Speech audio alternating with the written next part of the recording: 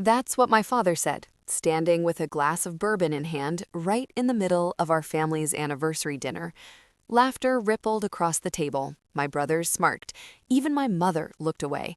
I didn't flinch. I didn't cry.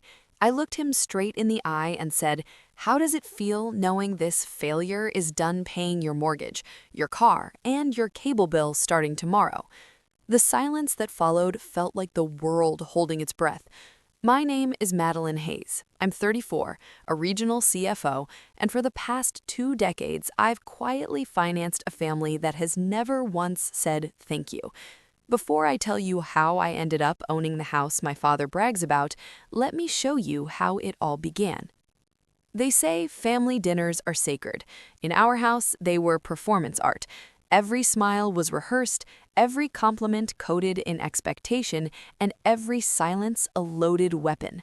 That evening, we gathered in my Aunt Margaret's colonial-style home in suburban Columbus, Ohio, a place where the hardwood floors gleamed like a showroom and the roast chicken smelled like a commercial.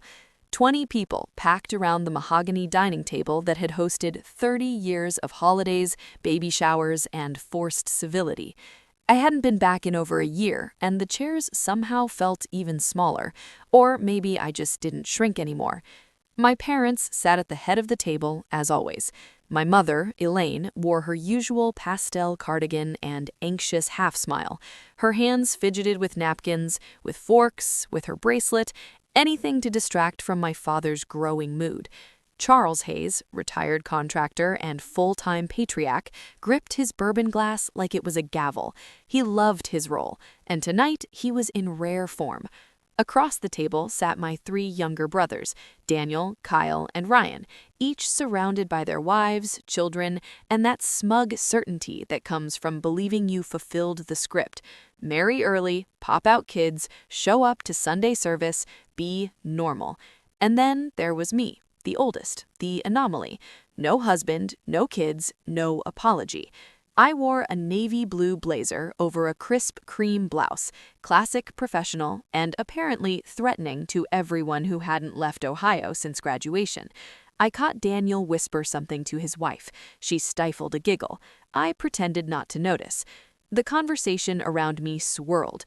Mortgage rates, little league games, vacation plans to Myrtle Beach. No one asked about my work. No one mentioned the West Coast expansion project I just led. But they all knew. That was the game. We pretend my success doesn't count because it doesn't fit their frame. Still, I smiled. I passed the potatoes. I answered politely when Aunt Margaret asked if I was still working all the time. And I braced myself because I knew it was coming. You could always feel it when Dad was winding up. He'd go quiet, then sip his drink, then lean back just slightly like a man preparing to swim. My mother stiffened next to him the same way she used to when I was 12, and he'd start criticizing my posture or my tone. Even after all these years, her body remembered before her mind did. Then it happened. His chair scraped against the wood floor as he stood. He raised his glass, and every fork in the room paused, midair. "I'd like to make a toast," he said. The room hushed. "To my firstborn." There it was, the spotlight, the buildup.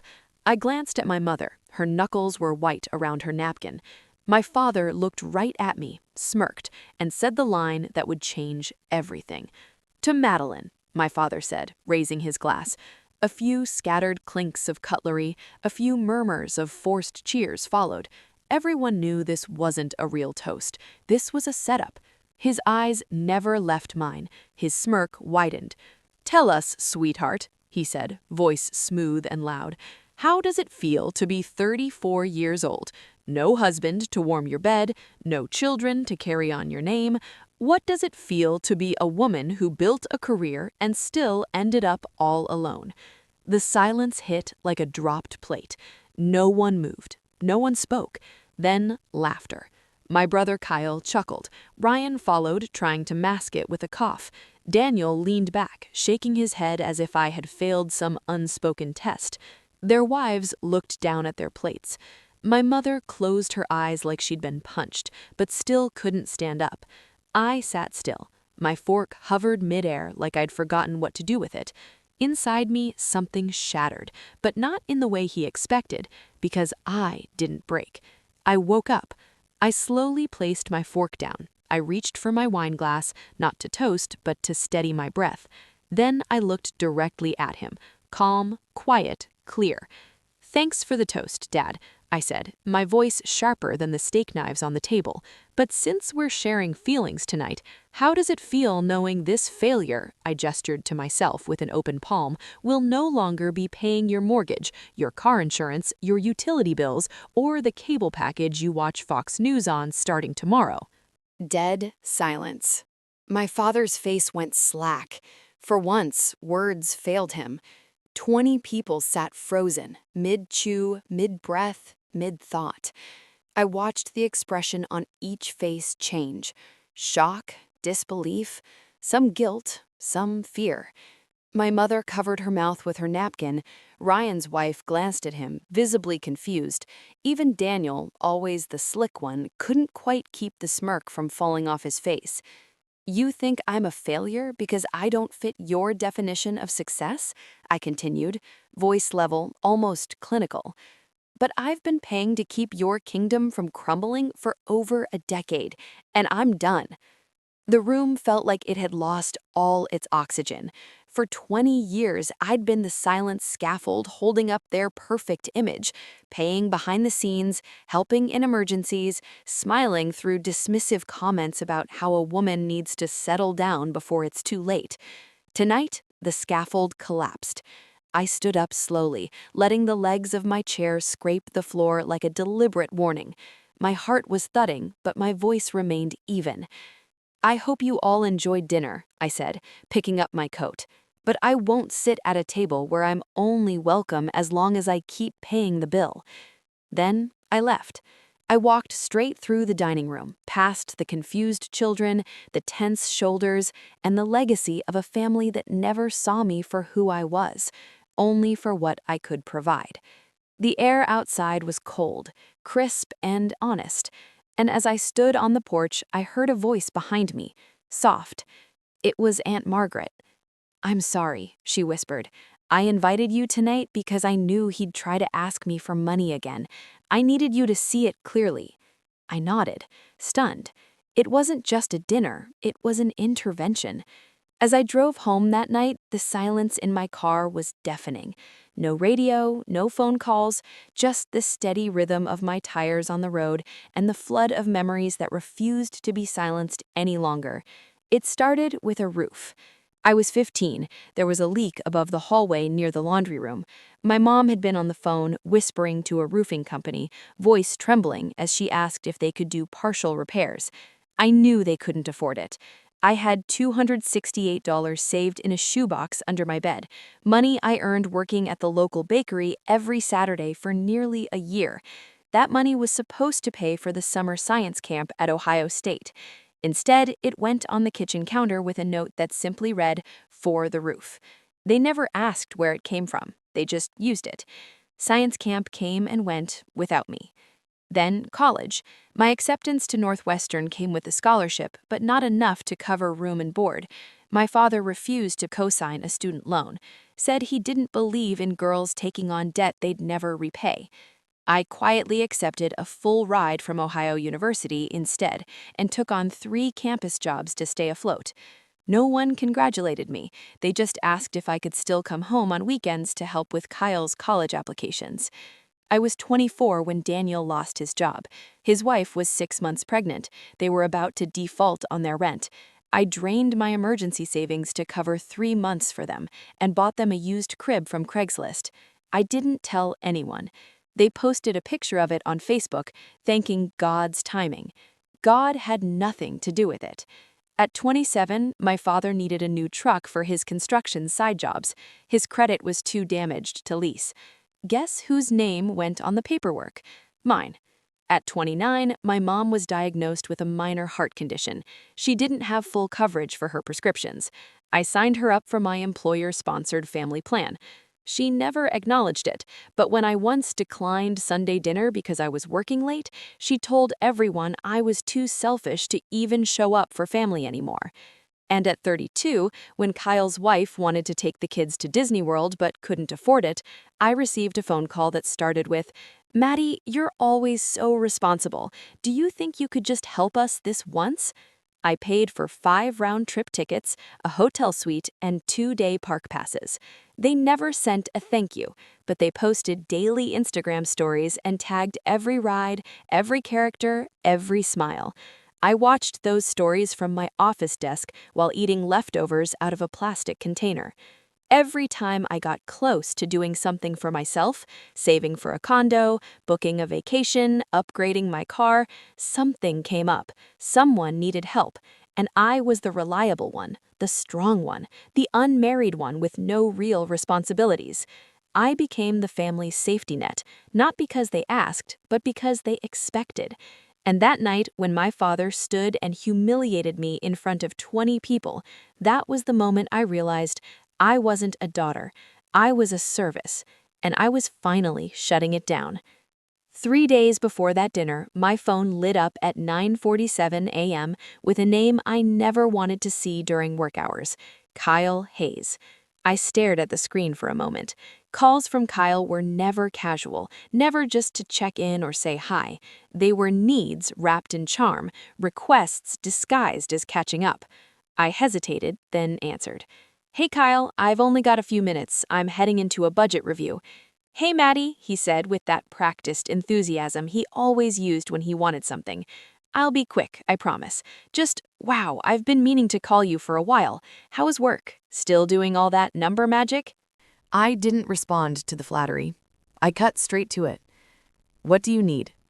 There was a pause, then a breath, then the ask. "So, you know that subscription box business Kendra and I started? The one for artisan pet products? We're this close to locking in a wholesale distributor. Huge opportunity. But the bank's giving us a hard time because of our debt-to-income ratio. Total red tape nonsense." I already knew where this was going. I closed my laptop. "We just need a little push to scale production, just $50,000. You wouldn't even have to give it, just co-sign the loan. With your credit score, we'd be golden. Seriously, Maddie, it's nothing for someone like you." I exhaled slowly. The audacity, calling a 5-figure ask nothing, as if the money I earned wasn't fought for, as if the sacrifices I made to stay financially stable were irrelevant. "No," I said simply. "I can't do that, Kyle. My credit is tied up right now." There was a beat of silence. Then his voice changed.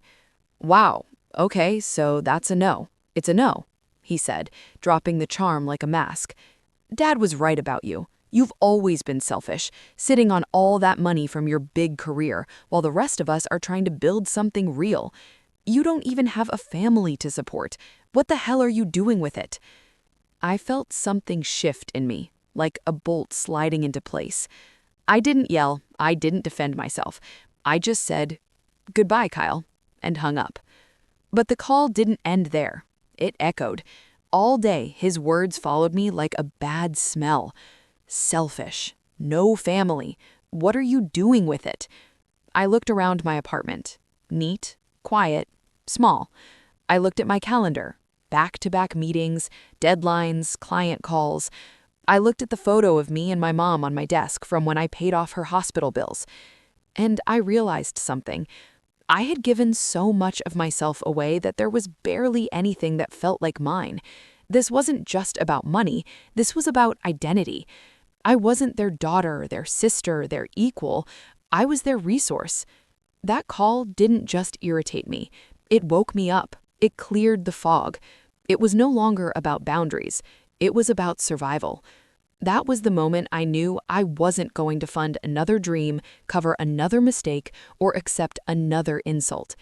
The bank was closed, and the woman they thought they could always depend on was done being dependable. The pounding on my apartment door came just after 9 a.m. on Saturday. It wasn't a knock, it was a demand. I took a slow sip of coffee, letting the ceramic warm my palms as I walked calmly to the intercom, my heartbeat steady, like I'd trained for this moment without realizing it. "Open this damn door, Madeline." My father's voice, strained, angry, echoed through the speaker. I pressed the button. "Come up," Let it happen, I told myself. Let it all unfold here, in my space, on my terms. I positioned myself behind my couch, not to hide, but to create distance. In the center of my coffee table sat a manila folder, thick, heavy, waiting. The door rattled again. I opened it. My father pushed past me, rage radiating from his body like steam. Kyle trailed behind him, pale and twitchy, the swagger from the dinner table completely gone. "So this is where the princess lives now?" he growled, spinning on his heel. "You think just because you make a little money, you can disrespect your family, embarrass me? Your mother's in tears." I shut the door quietly behind them. "You want to talk about respect? Let's talk." He stepped forward, pointing a finger at me. "You're going to call every company you cut off, restart those payments. You're going to fix this, Madeline. You don't get to pull stunts and walk away." I didn't move. I didn't blink. I just nodded toward the coffee table. "Before you keep shouting, Dad, maybe take a look at that folder." He glanced down, suspicious. Kyle moved closer. "What is this?" he snapped. "Open it," I said evenly. With a huff, he yanked the folder open and stopped. Inside were 3 documents, legal, notarized, pristine. The first was a loan agreement from a subprime lender dated 2015. The principal, $198,000. The reason? Gambling debts and an emergency second mortgage taken out behind my mother's back. My father's face drained of color. The second was a foreclosure notice dated 6 weeks after that loan, the house he called his about to be seized, a disaster averted by me. And the third, a legally binding agreement transferring the debt into my name, paid with every cent I had in savings, and a crushing personal loan I'd taken out at 25 years old. Kyle's voice cracked. "What is this? You told us you handled it. You said it was some contractor issue with the bank." My father's voice cracked too, but not from yelling this time. "I didn't want anyone to know. It was temporary. I was going to fix it." "No," I said, "you weren't. You were going to lose the house, and I stepped in, quietly. You begged me not to tell anyone. You said it would ruin your reputation. You swore it was a one-time thing." I tapped the final page. "This document says otherwise." I turned to Kyle. "For the last 10 years, I've been the legal lien holder on that property. I bought the debt, paid it off, and I've had the right to foreclose on the house any time I wanted." My father sat down slowly on the couch. He looked small, like a man aging by the minute. "But I didn't," I continued, "because Mom lives there, because I loved her, because I was scared. But I'm not scared anymore." Kyle's mouth opened, then shut again. His eyes flicked between me and the papers like he couldn't believe what he was seeing. "You're the owner," he finally whispered. "You own the house?" I nodded. My father buried his face in his hands. "I gave you every opportunity to be honest, Dad, to treat me like more than a wallet. Instead, you humiliated me, used me, and told people I was nothing. So here's what's going to happen." I took a breath. "On Monday, I'm listing the house for sale. The original mortgage gets paid first, then the money I invested plus interest comes back to me. Whatever's left, you, Daniel, Kyle, and Ryan can split it." "No," my father gasped, standing abruptly. "You can't. That house, your mother." "Mom gets a choice," I said firmly. "She always has. She just forgot. I'll offer her a place to live with me, but you'll have to figure things out on your own." The silence that followed wasn't angry. It was hollow, defeated. I didn't enjoy the collapse. I didn't gloat. I just watched a man so loud, so sure, realize that he was never the king of anything. He was just a man who borrowed pride on credit, and I had finally called in the debt. 8 months later, I stood on the balcony of our new apartment, 17 floors above a city that finally felt like mine. The air was cool and clean. Autumn had painted the skyline in gold and crimson. For the first time in my adult life, I was breathing my own air. Behind me, the faint sound of humming drifted from the kitchen. It was my mother. She hummed when she was calm, when her hands were busy. I hadn't heard that sound since I was a child. The apartment wasn't extravagant, just 2 bedrooms, lots of sunlight, and shelves filled with imperfect pottery pieces she had started making in her new class. Each uneven bowl, each misshapen mug, a quiet declaration of freedom. We didn't talk about the past much, not because we avoided it, but because we didn't need to. We'd both survived something, and now we were learning to live. Some mornings we cooked together in silence, some afternoons she read on the balcony while I worked. Some evenings she'd pull out old photo boxes, and we'd sit cross-legged on the rug, holding memories up to the light, and deciding which ones were worth keeping. There was a picture of me at age 10 holding a trophy fish at the lake. "I remember this," she said one night, smiling. "Your dad told everyone at the barbecue that he taught you how to fish that day." I looked at the photo, then back at her. "It was Uncle Ray," I said quietly. "Dad wasn't even there. He was sleeping off a hangover in the truck." She didn't argue. She just nodded slowly. Yes, he was. It was a small moment, but it meant everything. We were no longer rewriting the past. We were finally telling the truth. The house sold faster than I expected. The proceeds came through cleanly, mortgage settled, my 10-year investment returned with interest. I had the remaining balance divided evenly between my brothers. A formal letter from my attorney notified them. No calls, no drama. Kyle tried to email, a vague apology tucked inside a request for a short-term loan. I archived it without replying. My father disappeared into the quiet. Aunt Margaret said he moved into a small apartment outside of town. No furniture, just old family photos on the walls, like a museum of a life that had moved on without him. She said he still tells stories, still pretends he's in control, but no one calls, not even his sons. He finally got what he feared most: irrelevance. Me, I got something better. Not revenge, not applause, not even closure, really. I got a future, one not built on silence or sacrifice, one where my name isn't just on checks, but on the door, on the lease, on the legacy. I no longer live as a footnote in someone else's story. I'm writing my own now, and every chapter begins with this one truth. Love is not a transaction, and freedom is not something you're given. It's something you claim, out loud, with both hands, and never, ever return.